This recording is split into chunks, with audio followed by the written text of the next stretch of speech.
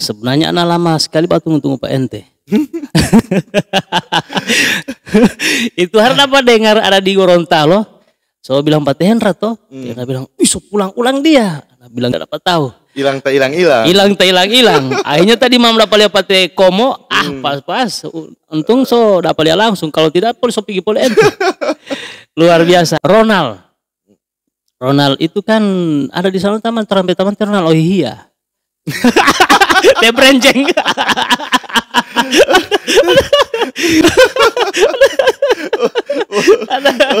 Okay. Kompleks lah IMEP. Iya.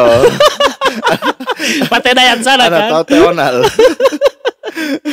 Iya, sekitar 10 lebih atau 10 tahun lebih lalu orang mau dapat di Air Mancur. Waktu itu kan masih basket. Iya. Karena dapat ingat masih apa ya, Sungai apa namanya ini? Sungai Limpoto. Ya. Klub basket Sungai Limpoto. Itu kan NTP asuhan. Dan selalu jadi juara 2 dan juara 1. Iya. Sejak saat itu akhirnya hilang. Ronald ini di mana? Akhirnya anak dengar kabar terakhir 2000 berapa itu? 2021.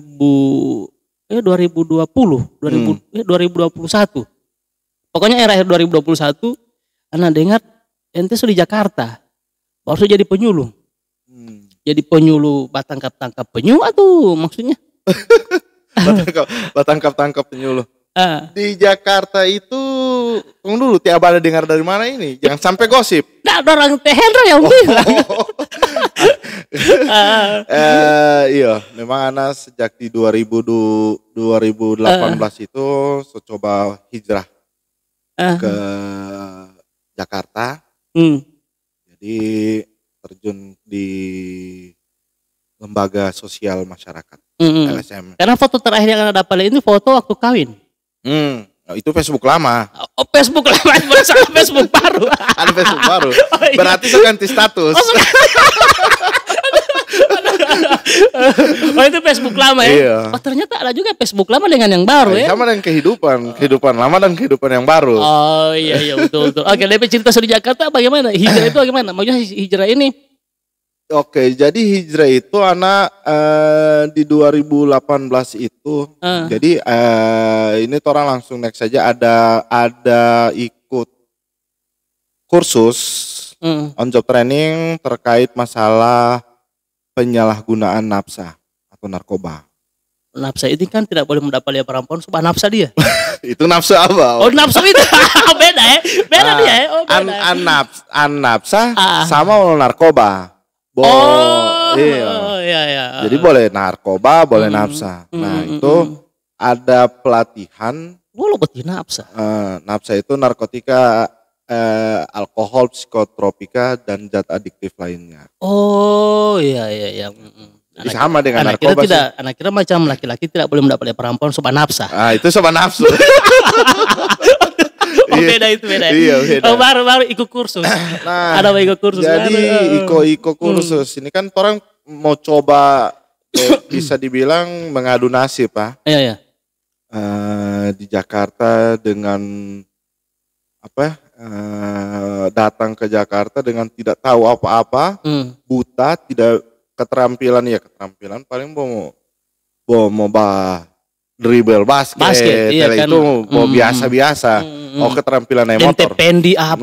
Iya, kan? Keterampilan naik motor bagas. Itu. Iya. Dan keterampilan makan.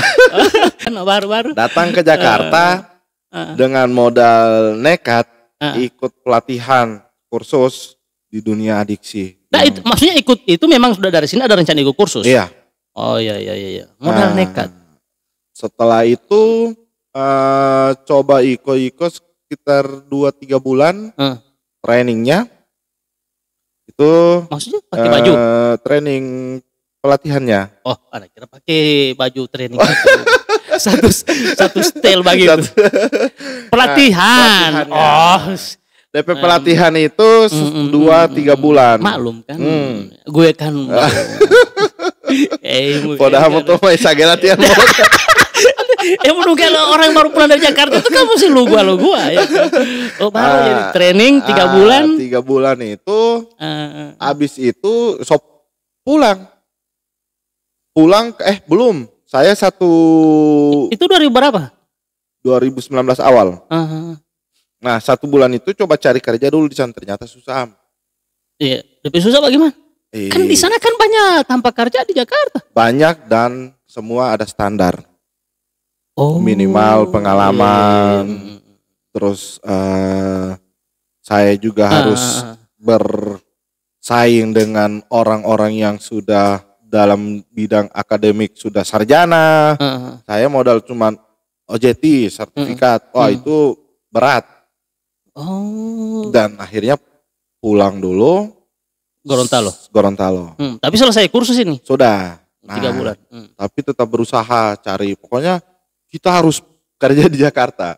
Kita harus bisa masuk di dalam lingkungan itu. Coba kirim lamaran di Lampung kalian enggak? Waktu itu. Tapi kirim online? Iya, kirim dan ikut tes di sana. Jadi berangkat lagi. Di Lampung? Di Lampung. Tahun? 2019. Sama juga? Bulan-bulan apa itu? Sebelum puasa. Sebelum puasa berarti sebelum Ramadan. Iya kan?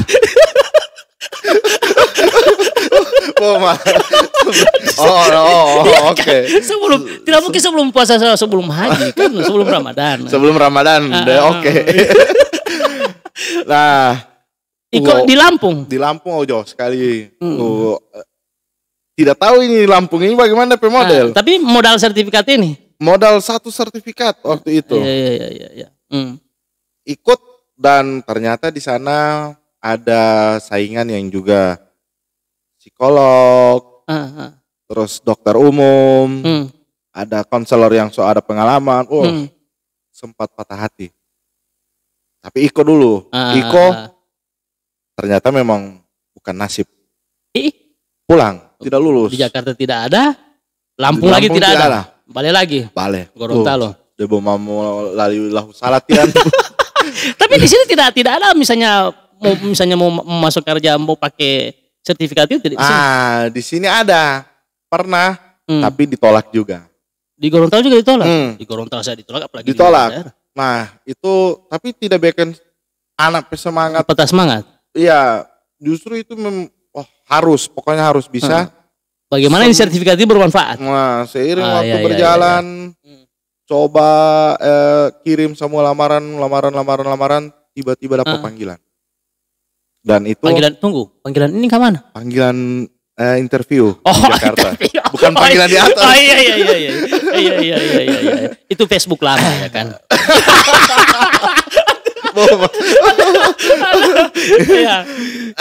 Panggilan kerja. Belum. Interview dulu. Jadi selalu di mana ini? Di mana? Di Jakarta. Jadi saya kasih masuk lamaran di Yayasan Karisma. Kebetulan ini salah satu lembaga yang konsen di masalah kesehatan HIV/AIDS dan NAPSA. Ada DP rehabilitasi dan ada divisi yang menjalani pendampingan dan penjangkauan orang dengan HIV/AIDS. Nah, di situ dia udah panggil.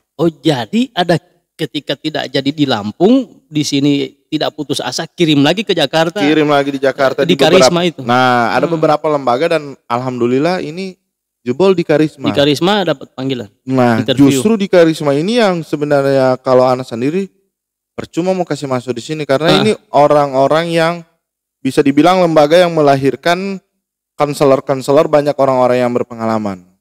Jadi DP standar sebenarnya tinggi. Enggak, tunggu, itu sertifikat itu untuk jadi tenaga ahli atau jadi konselor. Tapi kan hanya sertifikat OJT. OJT on job training. Anak kira OJT atau OJT online kan. Beda lagi. OJT sudah masuk interview dan lain-lain. Modal nekat lagi. Modal nekat. Mbak Bo nekat terus. Tapi selesai itu belum langsung hari itu pengumuman. Balik poli ke Jakarta. Ke Gorontalo. Politik. Baru. Sampai di Gorontalo buat 3 hari dia telepon kemarin.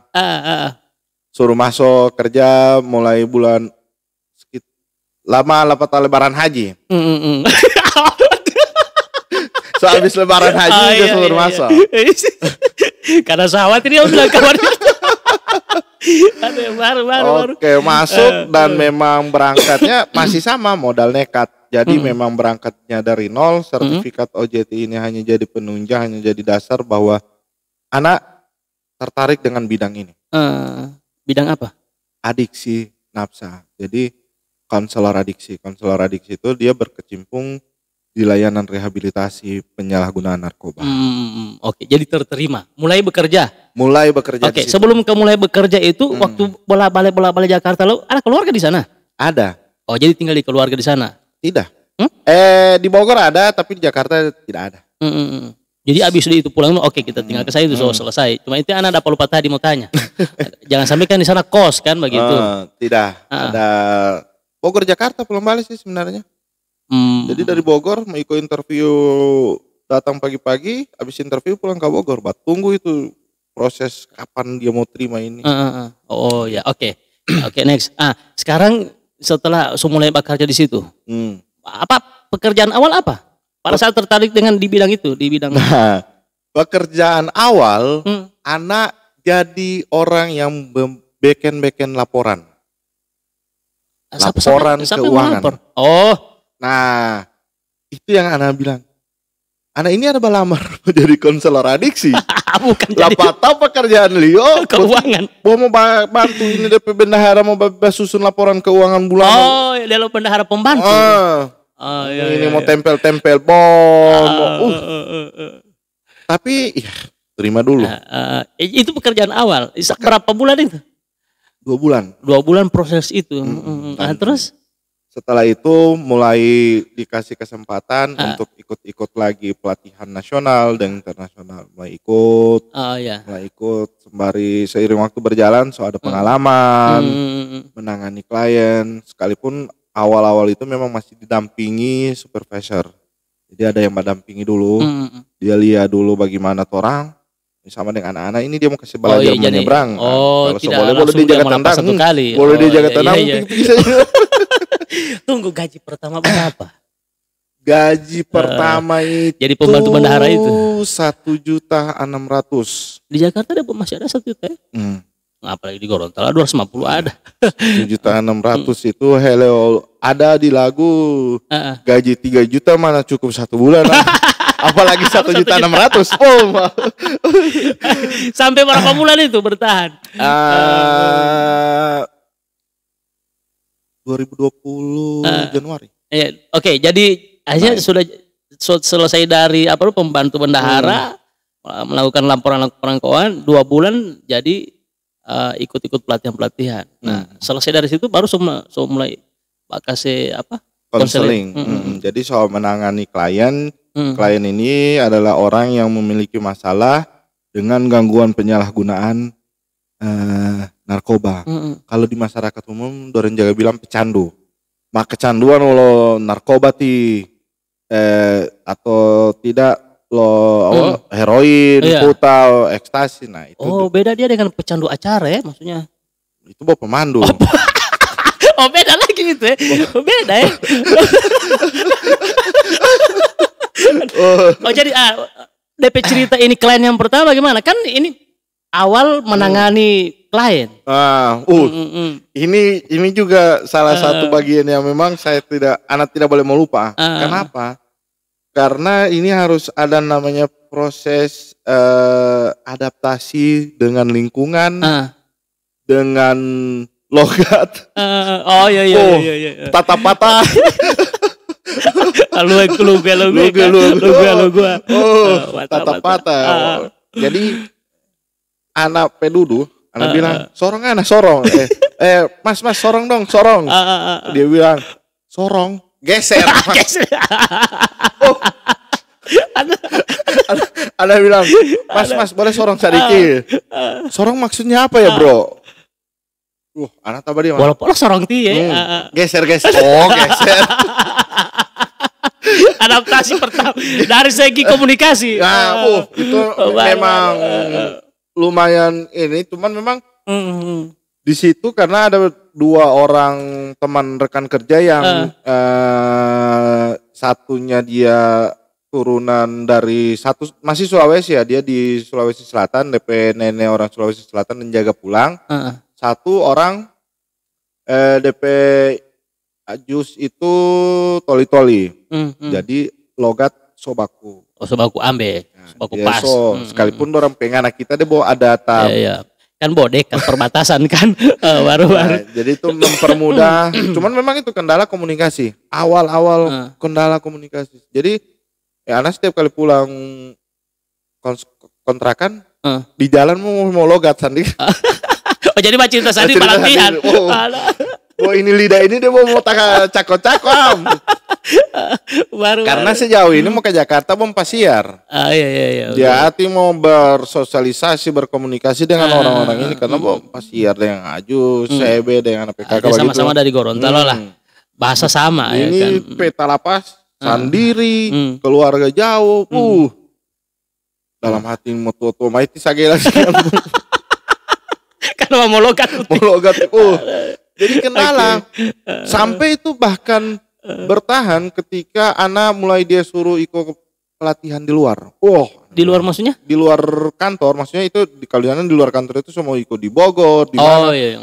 Itu anak bilang, pasti dia mau suruh maju kamu kayak ini. Jadi yang kasih ikut kantor. Mau baca cerita dan dorang sampai sana harus partisipasi aktif. Iya, aktif. Iya. Iya, harus banyak aktif baca cerita. Di forum istilahnya. Iya. Anak bilang salahin deh ini. Jadi mulai tulis ini kata-kata. Kata-kata sambung. Kata-kata pembantu.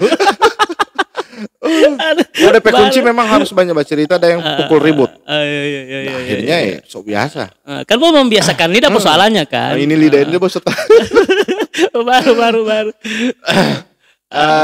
Oke, bagaimana cerita dengan menangani yang jadi menangani klien? Itu pertama keluhannya apa atau misalnya dia apa yang dialami?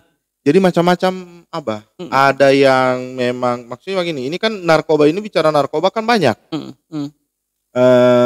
Kalau saya pertama kali menangani itu klien dengan penggunaan sabu. Maksudnya sabun mandi? Dia menggunakan sabu-sabu. Dia sabu-sabu. Sabu-sabu. Sabu-sabu itu dia pakai sabu.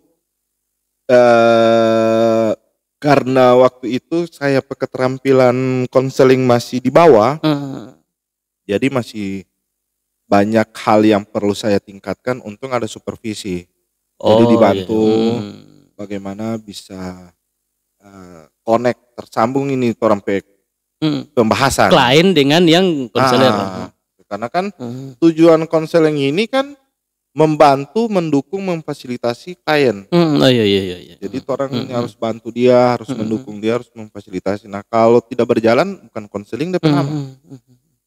Itu tantangan-tantangan di awal. Nah karena ada tantangan seperti itu, akhirnya dari diri sendiri coba pulang ke rumah. Baru cerita sendiri, baru coba panggil teman-teman di kantor mau praktek, mau role play DP nama ini, mau latihan dulu, latihan bercerita. Nah di situ juga sembari meningkatkan keterampilan konseling, anak meningkatkan ini lidah, latihan lidah, kasih lu gue tuh, mau kasih lu lidah, sudah, dan anak tidak mau waktu itu mau menangani klien dengan permasalahan menggunakan putau atau heroin yang dia jaga suntik dan lain-lain, karena bingung juga ini mau bikin bagaimana orang ini. Itu namanya kan kalau orang yang ini kan ada DP nama gejala putus jat. Mungkin orang-orang yang pernah nonton film-film ada DP nama sakau dan lain-lain ternyata ketika orang menggunakan putau itu akan ada namanya withdrawal atau gejala putus jat yang akan meriang, dia bisa tidur, sakit badan, babatari. Itu bagaimana? Konselor lah yang berperan di situ. Berperan dalam artian orang sebagai bisa dibilang konselor ini yang mendampingi dia. Orang bisa lihat, oh ini orang lagi putus jat. Putus jat itu ketika dia terakhir baroko atau pakai apa? putau dan di beberapa jam kemudian kan dia sotir, jadi DP efek lo narkoba ini so habis. Nah itu akan mengalami putus zat. Nah itu di situ dia mulai, kalau istilah sekarang, galau, sakit, sakit badan, terus pusing dan lain sebagainya. Itu setiap orang kan beda-beda. Nah ini tuh orang harus kontrol bagaimana dia bisa melewati proses ini. Oh jadi tugas konselor itu sebenarnya itu ya, pada saat ini klien atau misalnya korban penyalahgunaan ini misalnya lagi mau disembuhkan, ini kan istilah mau disembuhkan. Istilah di nafsa ya, adiksi nafsa itu bukan, tidak ada istilah sembuh.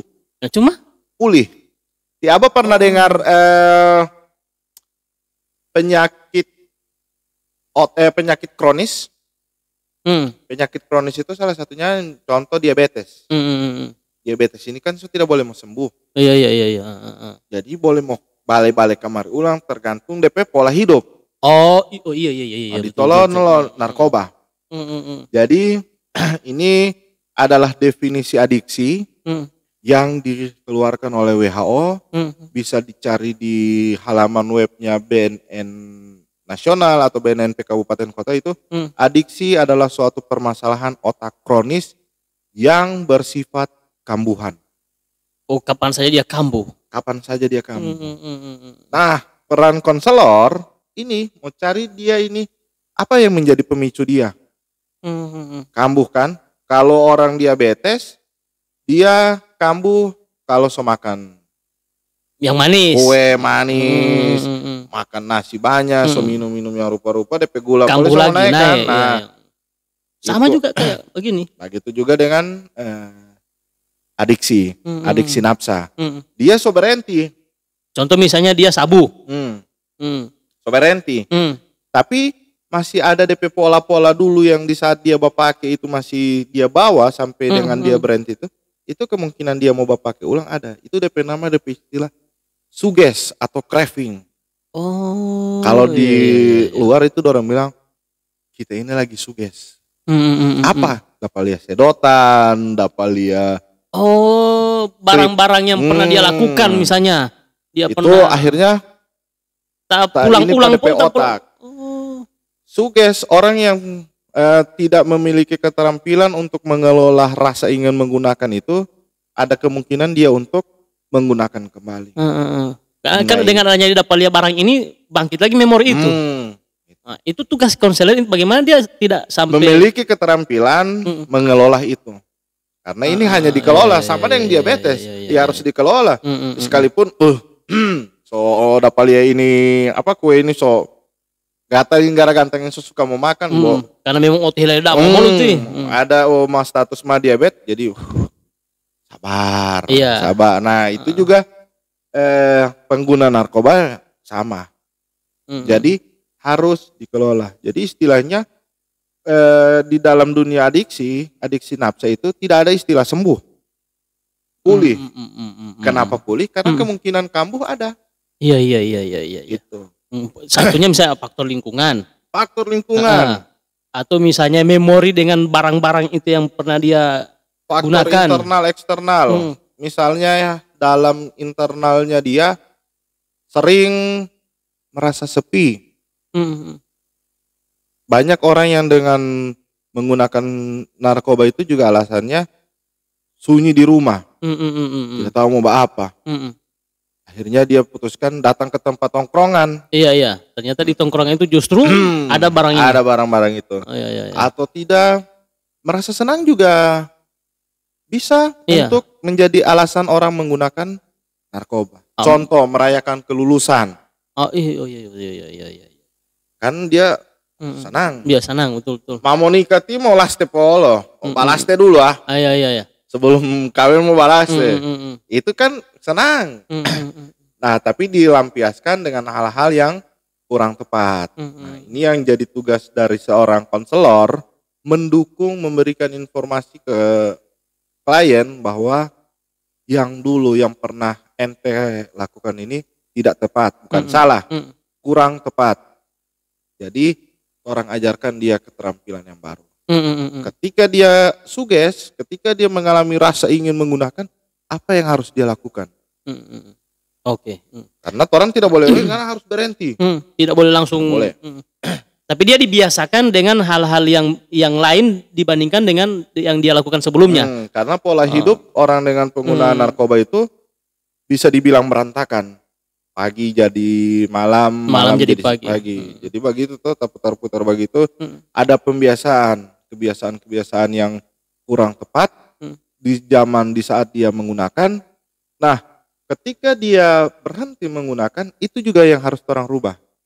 Karena pulih bukan hanya sekedar berhenti dari narkoba, tapi aspek kehidupannya mulai normal lagi. Oh, diatur lagi, dipulihkan lagi DP cara hidup, DP pola hidup ya, hubungan dengan keluarga di saat dia pakai berantakan. Iya. Ketika dia berhenti, tapi kalau masih sama juga seperti dulu, berarti dalam kategori belum 100% pulih. Nah, artinya berarti konselor itu tidak hanya dengan orangnya langsung, tetapi juga dengan keluarganya. Keluarga berperan penting dalam pemulihan. Orang terdekat. Makanya ada dalam satu kali rawatan itu ada namanya sesi family dialog. Orang juga harus berinteraksi dengan keluarga. Cari tahu kenapa dia kehidupan dia di rumah bagaimana. Iya. Gitu. Family support group. Orang undang DP keluarga, undang ini klien, mana yang ada masalah dengan dia DP mama. Klien silakan cerita. Saya sebagai fasilitator. Oh iya. Selesaikan semua masalah berdua. Unik silakan dikeluarkan di situ. Karena ini salah satu faktor juga kan. Ya. Baku Diljo, bagaimana nanti ke depannya? Apa yang si anak ini tidak suka terhadap perilaku dari orang tuanya, dan apa orang tuanya yang tidak suka pada si anak ini. Dicocokkan solusinya. Oh iya. Itu memang. Ya, jadi pengguna narkoba ini dia memang butuh support. Butuh orang terdekat untuk mendorong dia bagaimana bisa mempertahankan pemulihan. Keluarga, ketika orang tersebut, orang dengan atau pecandu ini berhenti, keluarga perlu dikasih informasi atau tidak? Perlu. Perlu juga. Iya. Harus tahu. Informasinya seperti apa? Kalau dulu DP anak pulang jam 2, jam 3, orang tua kan gelisah. Iya. So di mana teh ini hati. So jam begini belum ada. Orang telepon dia kira polisi, dia sudah patangkap ini. Nah, ketika DP anak berhenti, DP anak bawa ada nongkrong, DP orang tua kebiasaan masih ada Pak jalan. Kekhawatiran itu masih tinggi. Iya. Padahal bukan lagi kesana bawa di sebelah rumah misalnya. Bawa di kamar saja, DP anak di kamar, DP orang tua ada di kamar pada DP orang tua ini, masih gelisah dia. Masih khawatir. Jam begitu itu masih khawatir. Dan itu pernah saya tangani anak pernah menangani klien dengan situasi seperti itu. DP orang tua bilang, saya ini Pak, anak saya jam 10 sudah di rumah, saya bisa tidur nanti 2:30 karena khawatir. Karena tak biasa dari sebelumnya. DP anak pulang-pulang jam-jam sedikit begitu. Jam-jam sedikit tak biasa, DP orang tua khawatir, ya wajar. Orang tua khawatir dengan anak itu hal yang wajar. Maksudnya kan memang ada ikatan emosional kita PA darah daging. Cuman orang tua perlu juga diberikan informasi. Iya. Jadi makanya tadi tidak hanya korbannya atau misalnya klien sendiri, tapi orang tua juga harus diajak. Orang tua, pasangan, teman bahkan. Kalau teman sejauh ini anak tidak terlalu lebih ke teman. Teman itu jarang diundang, dia cukup bagaimana Ngana bisa melihat bahwa ini ada teman yang positif, ada teman yang negatif. Oh iya betul. Karena orang tua kan dia dengan pasangan kan lebih interaksi kan lebih ini. Nah, kalau teman silakan Anda pilih. Anda pilih mana ini teman-teman yang mungkin ini bisa menjerumus, bukan mengajak Anda untuk menggunakan lagi. Iya. Mana yang mendukung pemulihan. Betul. Serahkan. Jadi lebih selektif istilahnya. Oke, kembali ke yang tadi Rona. Yang tadi penanganan pada saat di Karisma. Itu berapa tahun di Karisma? 2 tahun lebih. 2 tahun lebih. Nah, berarti sudah selesai? Sekarang di mana? Sekarang saya di lembaga Tritarasa.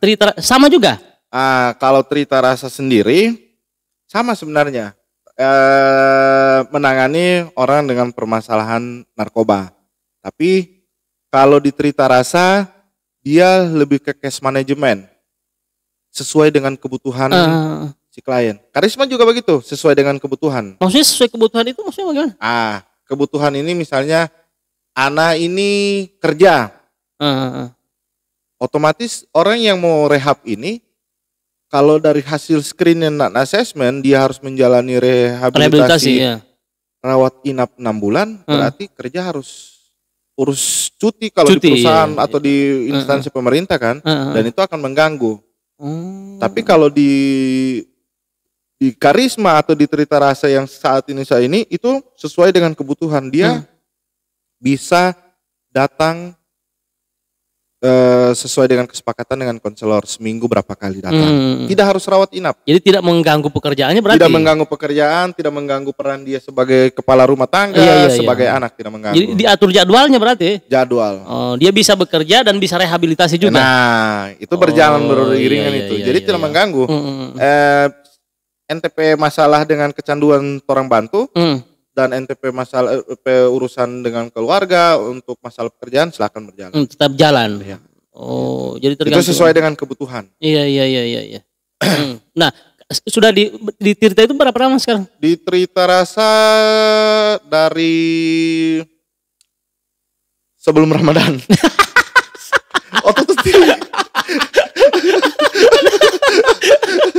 Sebelum Ramadan Pol. Ini sebelum Ramadan di 2020.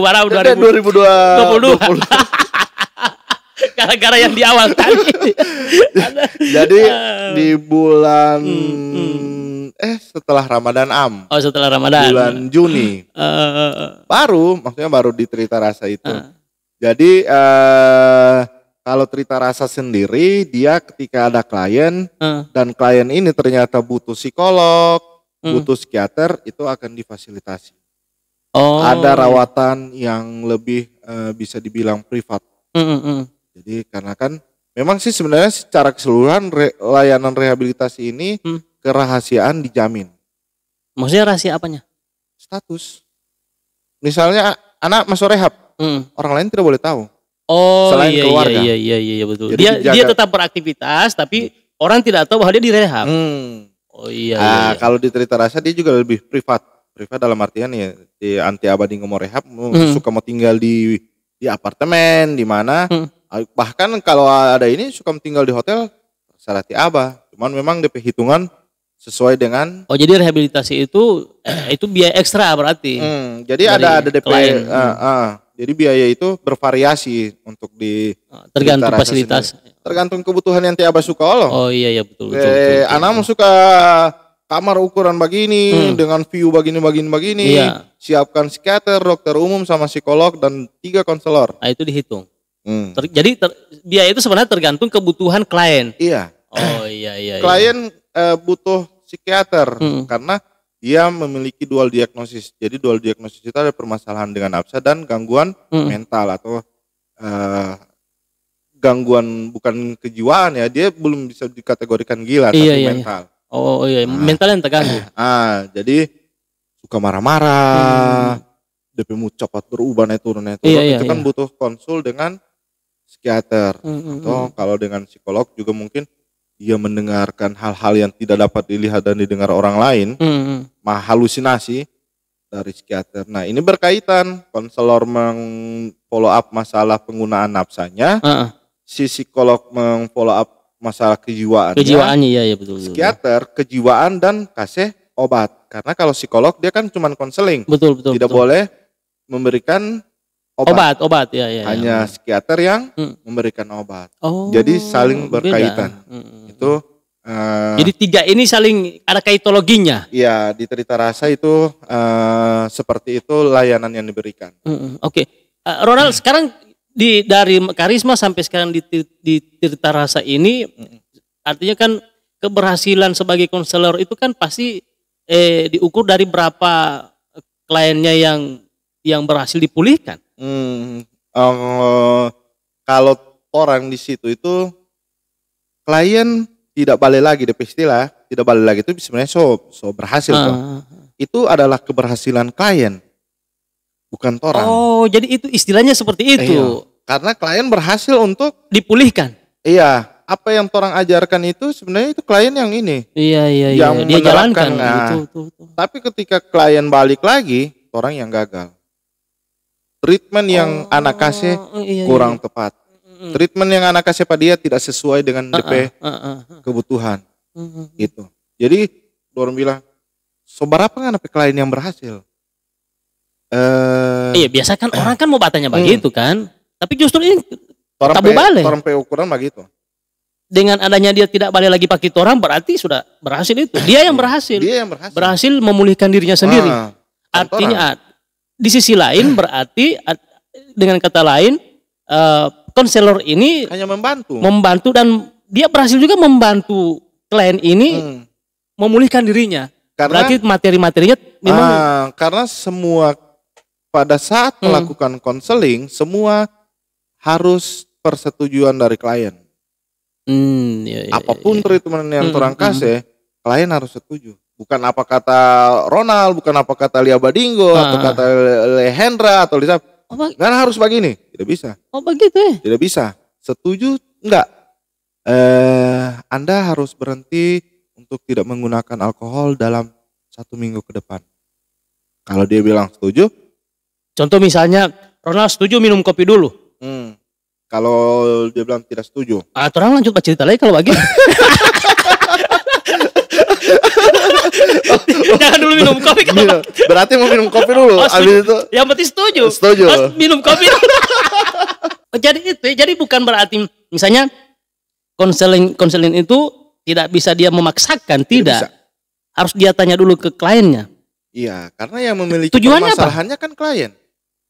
Tujuannya pertama orang mencari ini cocok tidak ini yang anak kasih sesuai dengan yang NTP, maksudnya begini, contoh yang tadi sama Denti Abah bilang mau saran ruangan seperti apa itu terserah pangana. Oh biar dia nyaman. Nah nggak penglihatan seperti apa mau bikin ini ruangan ini seperti apa ini. Nah begitu mau berhenti ini bagaimana yang anak suka. Orang hanya membantu untuk mendukung dia. Misalnya dia bilang kita ini di lingkungan tempat tinggal banyak teman-teman yang masih pakai. Dan kita tidak bisa hindari itu. Orang boleh tangkap berarti ini ada keterampilan yang kurangnya keterampilan menolak ajakan teman. Iya. Nah itu yang orang gali. Bagaimana akhirnya ngana tetap bisa beraktivitas tinggal di lingkungan situ dan orang biasa-biasa saja. Dan orang ini setuju tidak kalau belajar atau ada dicari informasi cara menolak ajakan teman, terus cara berkomunikasi yang baik, itu memang menyelesaikan permasalahan penyalahgunaan narkoba ini tidak mudah, bukan tidak mudah, tidak cepat, butuh proses tahapan. Iya. Makanya ada yang namanya rawat inap. Terus habis itu rawat jalan, setelah itu ada pasca rehabilitasi. Karena dari rawat inap yang durasi 2, 3 atau 6 bulan saja, ini belum cukup untuk menyelesaikan permasalahan dia yang sebelumnya. Jadi 6 bulan itu belum boleh mau bilang cukup itu, belum. Sejauh ini yang anak tangani belum semuanya selesai. Berarti itu yang tadi itu masih ada pasca rehabilitasi rawat juga. Jalan, rawat inap, terus dia rawat jalan, terus pasca rehab. Oh, jadi panjang DP. Iya. Dia dirawat sambil berjalan maksudnya. Ada jalan sama rawat. Tapi beda-beda Abah, beda-beda. Ada orang yang cuma dirawat inap dia bisa berhenti. Oh, tergantung orangnya sebenarnya. Ada yang nanti harus pasca, balik lagi, baru bisa berhenti. Tunggu, itu yang oke, kalau yang tadi hanya misalnya 3-6 bulan selesai, dia bisa. Tapi yang balik lagi maksudnya bagaimana itu? Nah, itu yang balik lagi. Ketika dia pulang dari rehab, kena lagi. Narkoba ulang. Mungkin belum bisa dia terapkan. Nah, itu yang akan jadi PR buat orang. Makanya itu Ketika klien balik lagi, itu adalah kegagalan dari seorang konselor. Iya. Karena treatment atau rawatan yang orang kasih tidak tepat sasaran. Tunggu, kalau misalnya klien ini setelah dia pulang dari rehabilitasi, ada kewajiban perusahaan atau lembaga ini untuk misalnya konselor ini harus mengawasi dia, mendampingi dia meskipun sudah selesai rehabilitasi? Tidak ada. Itu kalau dia mau ikut rawat jalan, ada. Oh, di situ itu rawat jalan itu. Rawat jalan itu iya. Kan misalnya dia rawat inap 2 bulan. Mau lanjut. Ente mau lanjut rawat jalan? Oke. Rawat jalan 4 bulan. Bulan pertama seminggu 2 kali dia datang. Peran konselor memastikan dengan si klien menyetujui jadwal. Kapan mau datang? Hari Senin atau hari Rabu. Kalau orang di Cerita Rasa dengan Karisma itu orang memastikan Senin sampai Rabu jam berapa? Oh, sampai dengan waktunya. Jam 10. Mau naik apa mau datang kemari? Sampai detil begitu? Detil. Naik oto. Kalau misalnya tidak ada oto, ada orang yang bisa mendukung. Karena kan motivasi, bicara motivasi yang fluktuatif. Naik turun. Ketika DP oto tidak ada, malas dia mau datang. Apalagi hujan. Nggak, maksudnya jadi sudah ini keseriusan dia sebenarnya, itu yang dipastikan. Itu yang orang mulai rangsang DP. Oke. Jadi itu tadi Ronald, artinya tidak bisa diukur mengukur keberhasilan dari konselor itu diukur dari ketika misalnya kliennya sudah tidak balik lagi. Sebenarnya sih itu kalau klien sudah tidak balik itu rawatan berjalan tepat sasaran. Nah, kalau orang sendiri, orang tidak mau orang mau dibilang berhasil. Iya. Karena terlalu menginikan. Jadi kalau orang tanya seberapa klien, seberapa yang pulih, silahkan tanya Pak orang-orang yang yang pernah jadi di partner kerja saja minimal. Kalau orang yang mengeluarkan statement, kalau Pak anak lingkungan itu tidak mau orang bilang begitu. Justru orang itu karena pernah kejadian 3 bulan lalu, anak bilang, wah anak klien ini DP progres so bagus sekali. Anak memang sampai saat ini memang masih ada supervisor toh. Ingat, ini bukan karena Ronald. Ini karena dia. Karena dia langsung sendiri yang benar-benar ingin pulih. Iya, jadi memang orang sebatas hanya membantu, hanya memberikan pilihan pintu A, B, C. Kalau ente di pintu A akan seperti ini, pintu B akan seperti ini, pintu C akan seperti ini. Terserah anda mau pilih mana. Iya, berarti begini. Sebenarnya peran penting dari konselor itu selain dia menjadikan korban penyalahgunaan ini menjadi pulih, kemudian mengarahkan manajemen hidupnya ke depan sebenarnya. Iya. Sebenarnya di istilah itu orang memang mengarahkan pada orang. Cuman di konseling adiksi itu lebih diperhalus sehingga tidak terkesan orang harus tunjuk ente harus begini. Tidak langsung misalnya itu dia tidak bagus, itu dia tidak gagah. Tidak begitu DP. Kalau di konseling dia lebih bagaimana mentalnya itu diperbaiki. Bagaimana akhirnya dia berpikir sendiri bahwa betul. Mengajak klien ini untuk melihat ke depan, berpikir bahwa betul kalau kita ikut pintu A, ini yang akan jadi bermasalah, ini akan jadi bermasalah, ini akan jadi bermasalah. Pintu B, ini yang bermasalah, tapi dia bawa ada masalah. Pintu C, ini kita harus lewati ini dan hanya akan ada 2-3 kali masalah yang akan muncul dan kita bisa mengatasi itu. Jadi ada pilihan. Kita memang harus ambil pintu C. Iya. Oke. Jadi ajak dia untuk berpikir sendiri. Jadi dia menyadari sendiri, dia berpikir sendiri dan dia memilih sendiri. Nah, jadi mandiri. Iya, mandi betul. sendiri. Betul. dia sudah langsung. Nah, dari antara korban-korban penyalahgunaan narkoba ini, Ronald, itu dari kalangan mana saja? Semua kalangan. Nah, yang pernah ditangani? Semua kalangan.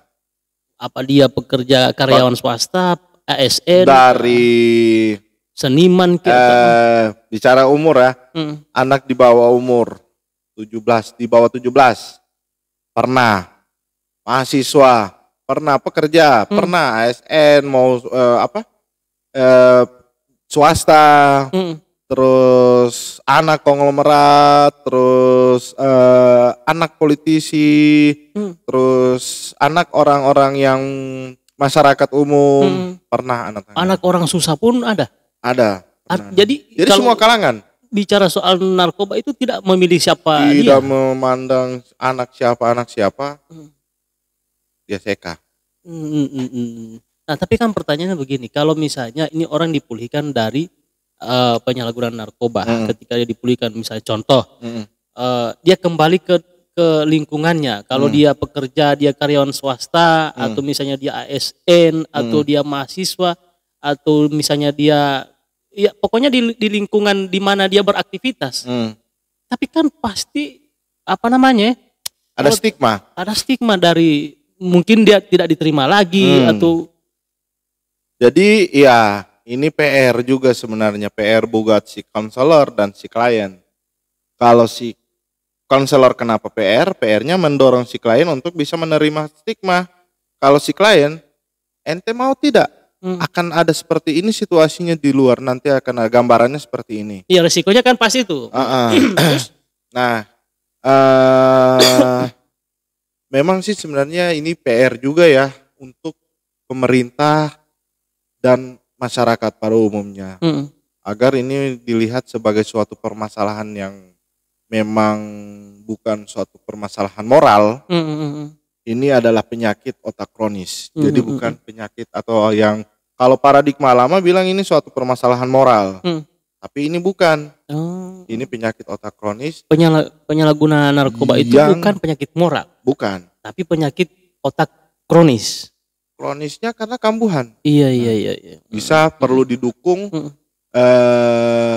Cara mendukungnya seperti apa? Maksudnya dari keluarga, dari tempat bekerja, dari lingkungan, terus dari pasangan dan lainnya, mendukungnya ya kasih kesempatan ya untuk dia kembali lagi ke kehidupan dia.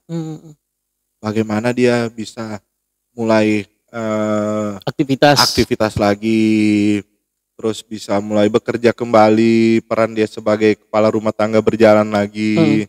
Karena kalau dia tidak dikasih kesempatan, ada kekhawatiran ini orang bakalan menggunakan kembali. Kambuh lagi. Kenapa?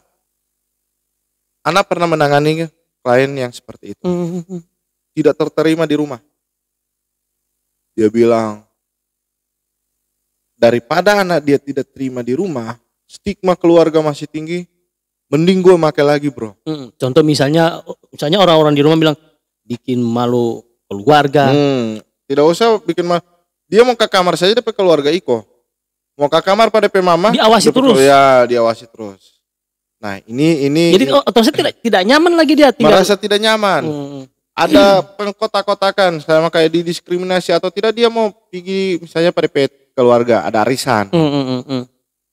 DP sepupu coba kumpul-kumpul di sebelah, tante-tante dia bosan diri, pusing DP otak. Tidak ada yang mau berkumpul dengan dia. Nah, padahal dalam hati kecilnya ini dia suka mau berhenti. Ini.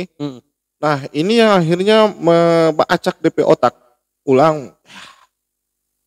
Percuma kita pulih kalau begitu. Iya. So mau telepon jo sapa begitu, yang DP orang dia tahu. Iya. Nah, ini yang memang jadi PR, apalagi kalau itu kalau di dunia di lingkungan keluarga. Artinya ketika misalnya dia ini misalnya korban penyalahgunaan narkoba, setelah dipulihkan, terima dia di lingkungan keluarga. Harus diterima. Iya, karena dengan itu mungkin dia tidak akan kembali lagi untuk menggunakan lagi. Harus didukung, bukan tidak kembali lagi untuk maksudnya dengan menerima ini berarti keluarga mendukung proses pemulihannya. Iya. Nah, peran keluarga tadi yang orang bicarakan di awal itu, peran keluarga memang sangat penting. Perlakuan yang berbeda dari sebelumnya misalnya, yang disepakati di awal tadi itu misalnya dia ini apa yang dia suka, keluarga apa yang keluarga suka, itu yang itu yang nanti dijalankan ketika dia pulih lagi setelah direhabilitasi. Nah, tapi kalau orang-orang yang di lingkungan kerja, karyawan swasta misalnya atau ASN misalnya, pasti kan mendapatkan perlakuan yang berbeda. Ya. Ini menarik juga. Bahkan yang paling ekstrim itu mungkin dikeluarkan dari pekerjaannya. Bisa dikeluarkan dari pekerjaan. Tapi sebenarnya sementara dia setelah selesai melakukan rehabilitasi, dia butuh, contoh misalnya dia bukan orang kaya, tapi dia butuh penghasilan yang menghidupi keluarganya misalnya. Nah itu kepala rumah tangga, DP anak misalnya 2 atau 5, itu kan juga beban bagi dia. Iya. Sedangkan kalau mau dibilang dia ini sebenarnya tidak ada cita-cita jadi pengguna narkoba. Betul. Dia memang tidak ada juga yang ada cita-cita lagi. Tidak ada yang cita-cita jadi apa? Kan tidak ada. Cita-citanya jadi pilot. Pilot ya kan. Kamu jadi apa? Pengguna narkoba. Tidak ada cita-cita. Itu kan terjerumus itu. Nah itu karena memang faktor lingkungan dan lain sebagainya. Oke, kita bicara di tempat kerja. Iya. Kasihan dia kepala rumah tangga. Butuh penghasilan. Nah, terus baru 1 atau 2 kali mengalami permasalahan dengan narkoba. Dalam istilah 1-2 kali tertangkap, masuk rehab. Memang kalau soal tertangkap, bicara masalah hukum pidana dan lain-lain itu kan memang beda lagi kan. Kebijakan dari pemerintah mungkin ya anak tidak tahu sendiri, karena mungkin dia jadi ex napi dan lain-lain, akhirnya ada undang-undang yang mengatur itu. Ya, harus berhenti. Contoh ini dia hanya rehab misalnya. Nah harus rehab. Kalaupun dia rehab, ya ada undang-undang Kementerian Ketenagakerjaan yang di situ DPIC kalau tidak salah setiap orang atau setiap warga negara berhak mendapatkan pekerjaan yang layak. Iya. Berhak mendapatkan pekerjaan, maksudnya di situ dia tidak bilang kecuali pengguna narkoba, kecuali orang dengan HIV, kecuali orang dengan TB. Nah, orang sekali berarti itu agak sedikit ini bicara ke inklusivitas tempat kerja. Bagaimana akhirnya pimpinan perusahaan, pimpinan di swasta, ASN dan lain-lain ini bisa menerima orang itu kembali bekerja. Selama undang-undang tidak melarang itu. Nah, kan dia kan rehabilitasi. Bukan dia napi, bukan dia ex narapidana. Kalaupun dia narapidana dan terbukti hanya melakukan penyalahgunaan, karena kan yang Anda tahu undang-undang ada yang dipidana, ada yang direhabilitasi. Iya. Nah, kalaupun memang dia harus dipidana dan dia mau kembali bekerja, tidak melanggar apa yang sudah menjadi aturan ASN, itu memang disarankan untuk diterima kembali. Kenapa? Ya karena itu tadi Dingo bilang dia kepala rumah tangga dan lain-lain. Kasih kesempatan orang tersebut untuk kembali lagi. Iya. Nah ini sebenarnya kembali lagi ke kebijakan pemerintah, kebijakan pimpinan perusahaan, bagaimana melihat ini adalah suatu permasalahan yang perlu ditangani bersama. Betul. Bisa jadi orang ini punya keterampilan atau berprestasi, tapi karena terkendala dengan permasalahan penggunaan nafsanya, akhirnya jadi masalah. Nah, kalau ada pergeseran posisi, kita tidak bisa tahu juga yang mengisi posisi si A ini karena dia menggunakan narkoba diganti oleh si B, kualitasnya sama atau tidak. Betul. Apalagi di perusahaan. Iya. Kalau orang bicara masalah perusahaan-perusahaan yang di luar atau yang di dalam daerah Gorontalo. Nah ini harapannya sih korban penyalahgunaan, mau dia pegawai swasta atau ASN ataupun dia tidak bekerja, ini hanya himbauan untuk kasih kesempatan untuk dia bisa kembali lagi ke kehidupan. Karena memang masih banyak diskriminasi. Iya. Di kota-kotakan. Ngana mantan pengguna, ngana pernah direhab, ngana pernah di penjara. Mungkin dia bilang jangan sampai ngana lagi mau bikin ulang lagi. Nah, justru memicu itu. Iya. Harusnya diberikan kesempatan dia bekerja. Yang idealnya sih seperti itu. Oke, ngana masalah yang kemarin selesai, karena selesai rehab. Ngana silahkan kerja, tunjukkan bagaimana kualitas yang dulu pernah ngana ini. Maksudnya jadi pompa, kasih motivasi dia untuk kembali bekerja. Jangan justru kasih turun DP ini motivasi. Iya, artinya dunia kerja juga memberikan motivasi ke dia. Iya. Setelah dia pulih, nah berikan kesempatan, dunia kerja juga memberikan kesempatan ke dia untuk bekerja. Nah, tapi dengan kesepakatan mungkin Facebook lama tutup, buka Facebook baru, kan begitu tuh. Facebook lama jangan iya. Kalau perlu kasih nonaktif. Nah, terus ada kesempatan kalau ini jangan lagi begini. Yang pernah ente lakukan jangan lagi lakukan. Iya. Itu jadi deal-dealan. Jadi kan maksudnya memang orang kasih kesempatan satu kali, oke. Ente belum terpecat. Tapi ini ada perjanjian. Ketika ente melanggar dan lain-lain sebagainya itu wajar. Iya, memang suka 2 kali ada kasih kesempatan debu masih bayi ini kan maksudnya balik lagi ke pribadi masing-masing. Iya, bagaimana betul, melihat betul. ini memang kita salah betul ini. Iya, artinya kalau dia korban penyalahgunaan narkoba itu sebenarnya dia diberikan kesempatan untuk ketika misalnya dia awalnya dia bekerja di satu tempat kerja, kemudian dia memang berhasil atau dia punya niat pulih dan setelah direhab berikan kesempatan karena ini bukan penyakit menular. Bukan penyakit menular. Jadi tidak usah dikhawatirkan, maksudnya memang wajar orang khawatir kita pe anak ini som tak iko den TB, baku bajalanin TB den TC, X ya dan lain-lain gara-gara dia ini bapak Tidak menutup kemungkinan, maksudnya ya kalau sobag itu kan berarti jangan dilarang dia untuk bergaul tapi dibatasi saja. Iya. Maksudnya karena itu terlalu mendiskriminasikan orang. Iya. Nah, sejauh ini yang Ana lihat memang masih tinggi sekali stigma dan diskriminasi terhadap pengguna narkoba. Dibatasi dan lain-lain. Padahal kan orang kan so dapat apa namanya? Cara hidup yang baru. Sudah dijalani DP proses, kalaupun dia harus dipidana dengan standar yang dibawa, terus dia sudah menjalani rehabilitasi, kenapa tidak dikasih kesempatan untuk udah masuk Jo. Kita lihat di sini kan. Iya betul. Kan di keluarganya juga kan dia so ada cara hidup yang baru. Ya, ada pola hidup sehat. Pola hidup betul. Pola yang baru kan yang didapatkan di rehabilitasi kan. Betul. Memang sebenarnya butuh dukungan, butuh support orang-orang yang memiliki masalah dengan penggunaan nafsu. Memang harus didukung ya seperti kasih kamari kesempatan lu anak ini mau buktikan. Cuman kadang dorang menyepelekan, mengabaikan itu. TA tak ukongolah bapak pakai narkoba dia. Iya. Memang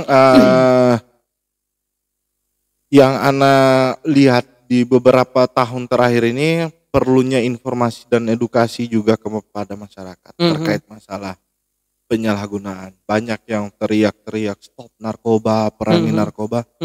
Tapi perangi seperti apa, bukan perang bawa senjata. Iya. Bagaimana akhirnya orang rangkul bergandengan tangan, rangkul orang. Kasih masuk orang ke lingkaran. Di sini Iya. Cerita, nah apa yang Ana mau cerita? Kenapa masalah apa? Kiapa ngana sampai bapak? Ada apa? Boleh berbagi dengan kita. Nah itu. Saling sharing istilahnya. Sharing. Iya. Karena memang kalau di Jakarta itu banyak komunitas kelompok pemulihan dan itu orang-orang yang sudah berhenti dari penggunaan narkoba duduk di dalam satu ruangan, di situ orang cerita semua. Jadi orang sharing pengalaman, sharing semua permasalahan, tapi ada aturan. Apa yang orang lihat, apa yang orang dengar, habis di situ.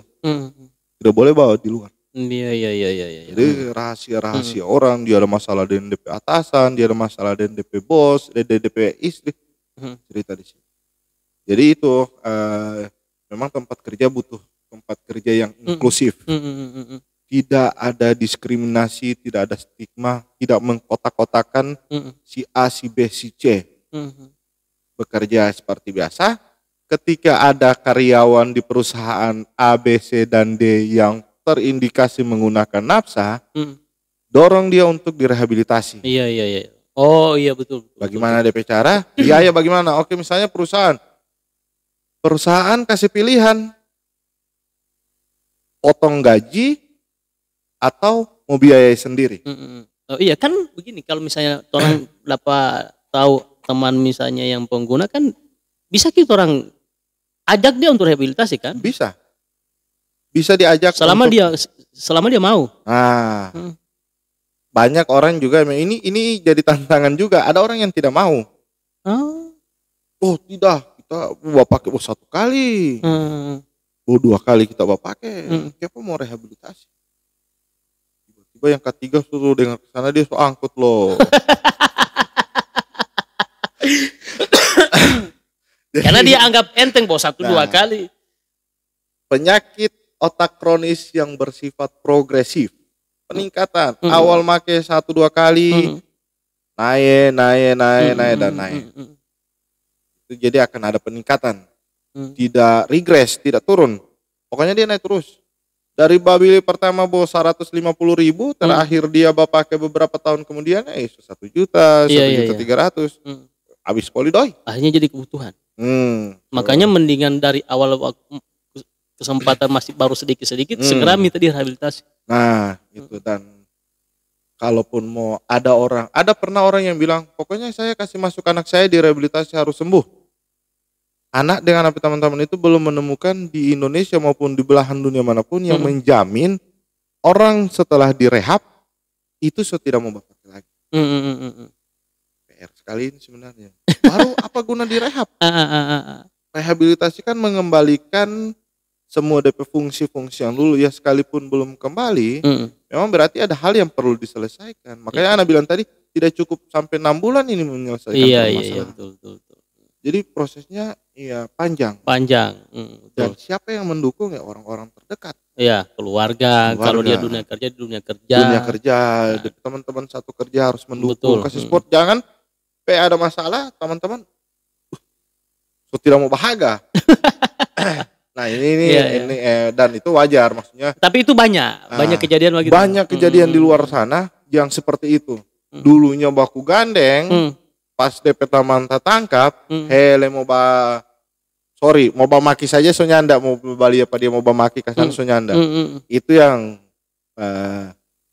banyak yang terjadi. Karena memang kalau dilihat narkoba ini memang betul-betul dia mau perangi, sesama dia mau bawa senjata harus jadi dimusuhi bahkan dijauhi orang-orang. Orang tidak mau berteman dengan penyalahgunaan narkoba. Itu yang masih perlu kita coba kasih ke masyarakat umum dan teman-teman yang ada. Nah, yang kedua ini imbauan ini juga Gorontalo kayaknya perlu ada rehabilitasi yang berstandar nasional. Jadi kalau di sini belum ada yang berstandar nasional? Yang Ana tahu seperti itu belum. Oh iya. Kalaupun ada masih rawat jalan dan itu ada di BNNP. Jadi di Gorontalo penting sekali sebenarnya. Emang sepenting apa? Emang kalau peredaran narkoba di Gorontalo? Karena ya dari tahun ke tahun sih ada ya naik turun bisa jadi kan naik turun. Cuman kan ini Gorontalo menjadi salah satu kota yang lumayan dekat dengan beberapa provinsi yang penyalahgunaan narkobanya itu juga tinggi. Jadi memang ya minimal satu provinsi di seluruh Indonesia itu ada layanan rehabilitasi. Jadi orang tidak perlu jauh-jauh mau kirim orang ke Jawa, mau kirim orang ke Makassar.